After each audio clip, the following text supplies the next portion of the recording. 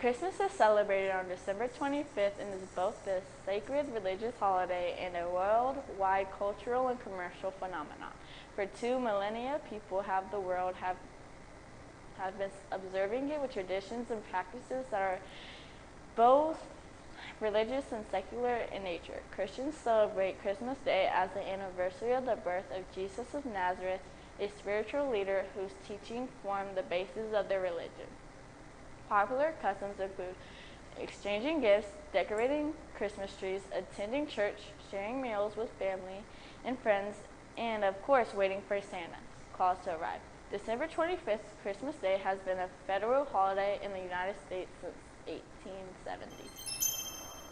The middle of winter has long been a time of celebration around the world.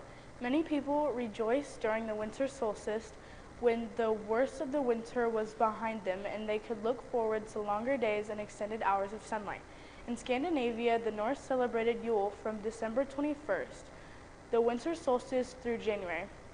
In recognition of the return of the sun, fathers and sons would bring home large logs, which they would set on the fire. The people would feast until the log burned out, which could take as many as 12 days. The Norse believed that each spark from the fire represented a new pig or calf that would be born during the coming year. The end of December was a perfect time for celebration in most areas of Europe. At that time of year, most cattle were slaughtered so they would not have to be fed during the winter. For many, it was the only time of year when they had a supply of fresh meat. In addition, most wine and beer made during the year was finally fermented and ready for drinking. In Germany, people honor the pagan god Odin during the midwinter holiday. Germans were terrified of Odin as they believed he made nocturnal flights through the sky to observe his people and then decide who would prosper or perish.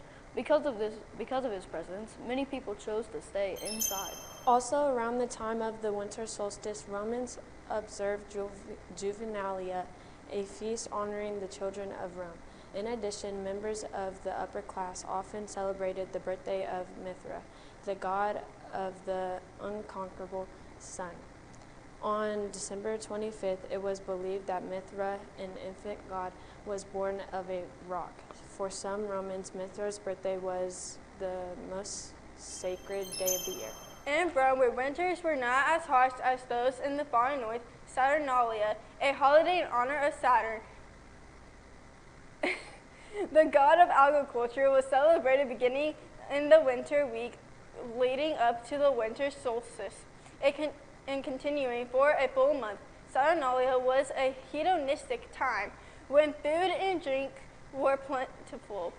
In normal Rome, social order was turned upside down. For a month, enslaved people were given temporary freedom and treated as equals. Businesses and schools were closed so that everyone could participate in the holiday festivities. The legend of Santa Claus can be traced back to a monk named Saint Nicholas, who was born in Turkey around AD 280. Saint Nicholas gave away all of his inherited wealth and traveled the countryside, helping the poor and sick, becoming known as the protector of children and sailors. Saint Nicholas entered American popular culture in the late 18th century in New York, when Dutch families gathered to honor the anniversary of the death of Saint Nicholas.